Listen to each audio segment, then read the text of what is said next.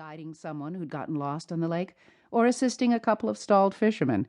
Derek felt a sense of purpose and accomplishment at the end of each day. "Happens all the time," he told Dan. "How about a tow? I can take you to your slip, or there's a gas dock about a half-mile down, Mermaid Marina. You can fill up there." Fanning themselves, the women begged to be taken to their personal slip near the condominium, but Dan and his buddy prevailed. "Let's get some gas. Might as well take care of it, since we got you here, officer." Expecting that answer, Derek was already gathering the tow rope. "I'm going to throw this across. Hook it to the bow eye." As the two men worked to clip the rope to their boat, Derek checked the black tow post mounted on his donzy. When they signaled him, Derek stepped into the shade of the canopy to the operator's position and took the wheel. As his donzy moved forward, the tow rope tightened, and the Challenger began floating safely behind. "Atta gas," he thought with a chuckle and a shake of his head. How many times had he heard that one? His donzy and the 19 other Water Patrol boats that constantly roamed Lake of the Ozarks carried officers to answer complaint calls and emergencies. Success depended on control, wits, courage, and skill. Most of the time, the calls were run-of-the-mill, but he had to stay alert in case of a real problem. He mentally recounted the list of reasons people gave for their boats stalling in the water. "Officer, our motor broke. My boat won't start. Our outdrive is busted. We were pulling a skier and our motor fell off." But by far the most common was, "We ran out of gas." Towing the Challenger alongside the Mermaid Marina dock, Derek noted the college-aged young women who worked the gas pumps and encouraged people to visit the Lakeview restaurant just uphill from the dock. He tipped his cap as a pleasant reminder that he'd be patrolling the area for boaters who might have had too much to drink. Then he turned to Dan Becker and his companions. "Well, you're here, safe and sound," he said as they unhooked the tow rope and tossed it back to him. "You folks have a great day now." "Say, officer," Dan called, "what do we owe you for the tow?" "Part of the job," Derek waved as he pulled away and reported to the dispatcher. "Jeff, I'm 1024 and 10-8. With the assignment completed, he was back in service.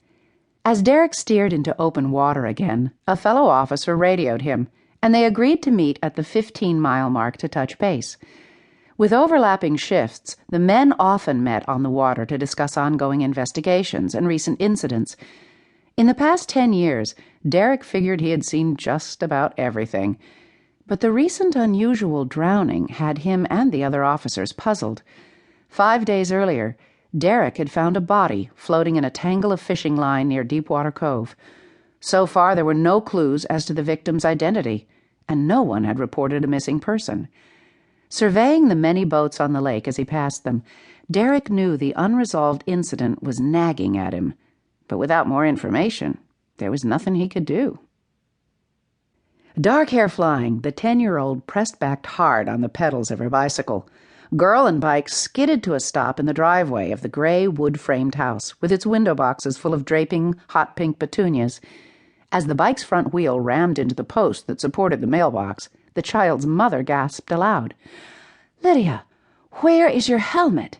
Kim called from the front porch of the lakefront house.